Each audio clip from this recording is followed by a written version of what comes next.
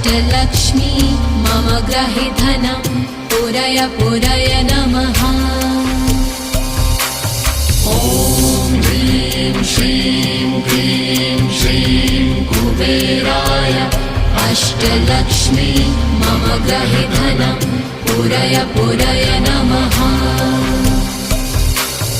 ॐ ह्रीं श्रीं क्लीं श्रीं कुबेराय अष्टलक्ष्मी मम ग्रहे धनं पुरय पुरय नमः।